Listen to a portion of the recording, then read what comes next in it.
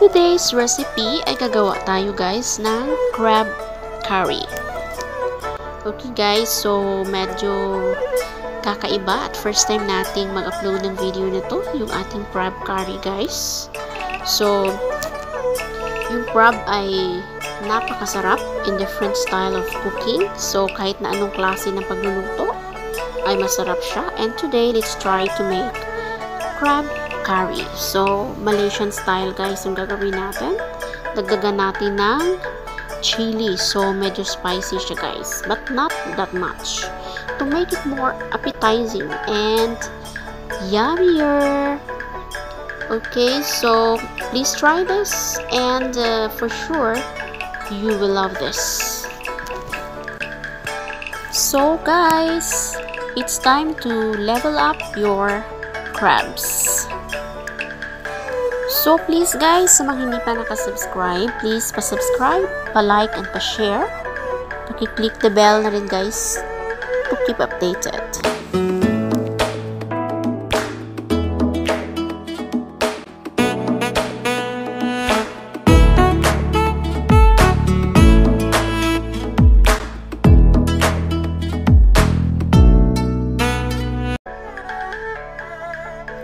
So, ayan na nga guys, didiretso na tayo. So, mag-fry lang tayo ng mustard seeds, curry leaves, yung ating onion, and yung ating garlic.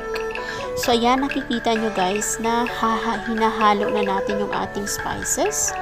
So, make sure na medyo malutong yung ating spices guys. And, mag-add na tayo ng 1 piece ng dried chili. So, 1 piece lang guys kasi ayan natin na sobrang anghang yung ating crab curry. So, ayan.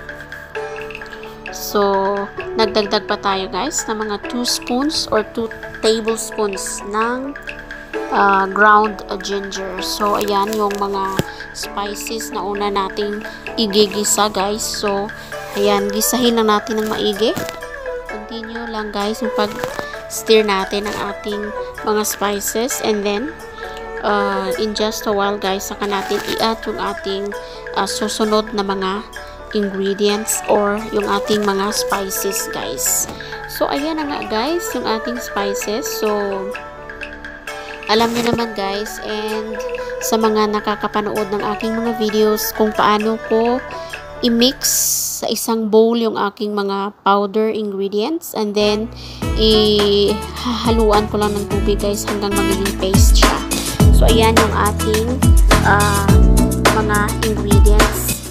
Syempre, nandiyan na yung ating chili powder, yung ating fish curry powder, yung ating turmeric powder, yung ating cumin, and yung coriander powder ay nandyan guys. And once na magisa na natin ng maigi ay inad na natin yung 2 piraso ng ating tomato. And inano lang natin siya guys. Ginawa lang natin siyang cubes na maliliit guys. And ayan, ninilagay ko na guys or inad ko na yung ating malinis na crab. So yung crab natin guys ay malinis na yan and pinutol na natin siya guys. So kung sa Pinas ay yung napakasimple na pagluluto ng ating crab guys, yung kumbaga ay lilinisin mo lang siya and then takpan mo lang or ganon kadali guys. Ang lagyan mo lang ng kaunting asin o diba, solve na tayo dyan. But dito naman kasi guys ay pwede nating pasarapin or pwede nating i-improve, i-level up natin yung ating crabs by cooking it as a crab curry guys. So ating subukan and tikman yung ating crab curry. So ayan guys, anyway, medyo nagsistruggle ako nung una guys kasi yung ating pan ay hindi ganun kalaki. So actually malaki itong pan na ginagamit ko guys, but sa crab guys ay we need a little bit bigger na paglulutuan guys. But don't worry kasi once mag-shrink na yung ating crabs ay liliit na yan guys. And later makikita nyo guys kung paano siya magkasya sa ating pinaglulutuan. Okay, so ayan. So maglagay na tayo ng salt guys. So salt lang, and salt na kasi yung spices natin ay halos kompleto na yan. So, takpan lang natin and then let it boil sa mga ilang minutos. Yan. So, nakikita nyo yan. Actually, guys, yung ating crabs ay hindi ganon katagal lutuin. So, alam niyo naman guys na kahit nga na i-steam lang natin guys ay okay na yan. So, imimix na natin kumbaga guys, balik rin natin and yung sa ilalim ay ilagay natin sa taas para magiging fully cooked siya guys. So, ayan. Slowly lang siya guys and medyo malapit na yan. So, hindi tayo naglagay ng ganun karaming tubig kasi nga hindi naman to pwedeng ilaga ng ilaga yung ating crab. So, kaunting water lang and later mag-a-add tayo ng ating coconut milk lapot or pampatigas ng ating sabaw sa ating curry. Hindi siya masabaw guys. So, actually, yung ating curry na crab curry ay depende sa inyo guys kung gaano karami, pero mas masarap yung ano lang yung water niya, yung medyo matigas-tigas yung consistency ng ating sabaw ng ating crabs guys. So ayan, so hinalo-halo ko na yan guys, slowly lang and malapit na yan maluto and then yung ating sabaw ay malapit na rin siya guys mangalahati na lang guys sa ating inilagay. So ayan, but anyway guys, pag tama na yung lasa ay masarap yung sabaw nito guys, yung sabaw ng ating crab. So yung karamihan dito ay yung gustong-gusto nila yung sabaw ng ating crab curry, yung curry kasi pinapartner nila guys sa toasted bread. So sarap na sarap yan sila pag ito ang kinakain nila guys. Okay, so takpan natin ulit and let it simmer ng mga ilang minuto. So malapit na yan guys maluto and as what I have said na hindi naman to talaga matagal maluto. So anyway, luto na yung crab natin. Tikman natin yung ating crab kung tama lang yung salt. So kung tama lang yung salt or if not enough ay pwede kayong magdagdag ng kaunting salt. So ayan. But anyway guys, alam niyo naman na yung crab ay talagang kakamay kayo. So, 'di ba? Mas masarap kumain na nakakamay.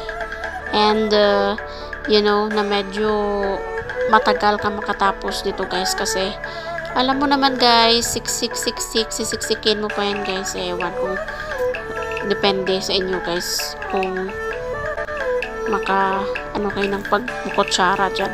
So, kasi ako nagkakamay ako guys. So, yung inad ko pala guys ay yung tamarind juice. So, bago natin tatanggalin or yung pinakalas na ilalagay natin is yung coconut milk, but naglagay tayo muna ng medyo paasim-asim ng konti guys, yung ating tamarind juice. Okay.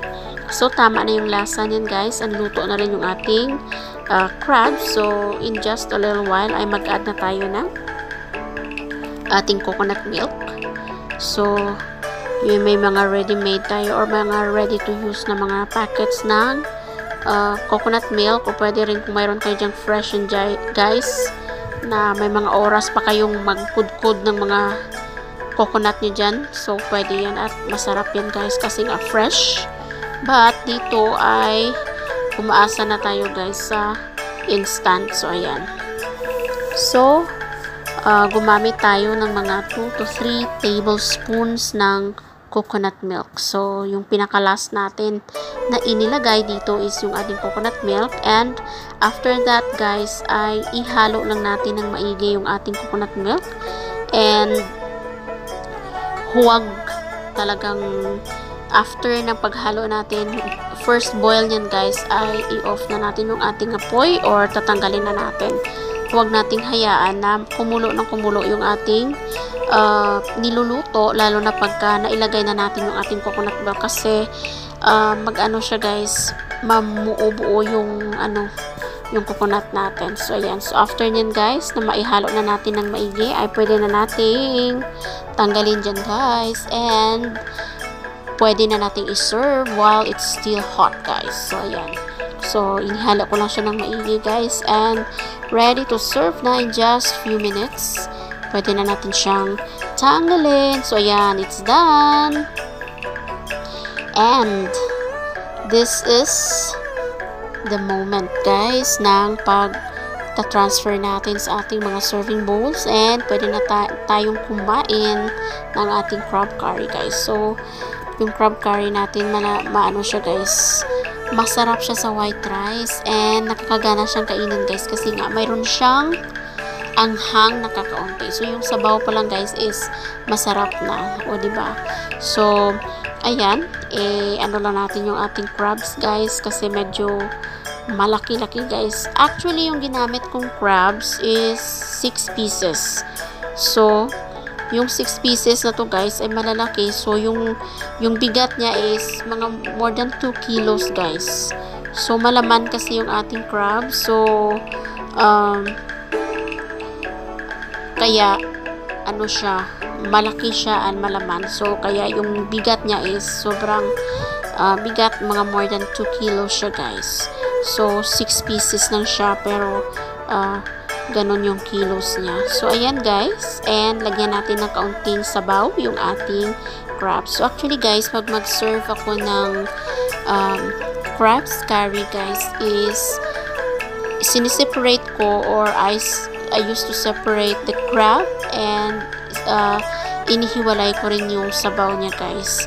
Kasi para hindi mahirap kumuha ng sabaw pagka nandyan yung crabs, guys, na nakahalo. Kasi nga, tingnan nyo, guys. So, diba? So, naglagay lang ako ng kaunti, and then yung remaining na sabaw ay ilalagay ko siya, or isi-serve ko siya, guys, into another bowl. Okay. So, ayan na nga, guys. Ready na natin tong kainin yung ating crabs. And, anyway, try this at home, guys, kasi magugustuhan nyo to. So, i-level up natin yung ating crabs, guys. Wag puro yung, you know, alam mo yung paiinitan lang siya, guys. Yung patutuyuin mo lang sa kawali na may asin. O, diba? Masarap din siya, guys. Pero, try nyo rin yung ibang luto ng ating crabs. So, ayan. So, it makes more tastier and napakasarap kumain, lalo na pagka maulan-ulan, and you know, nakakagana talaga siya, guys, lalo na pagka may kaunting kick ng anghang. So, ayan. So, anyway, guys, I hope na nagustuhan niyo yung ating luto today, and thank you so much, everyone, guys. And sa mga hindi pa dyan nakasubscribe, please, and thank you so much for watching. Until my next video, God bless everyone.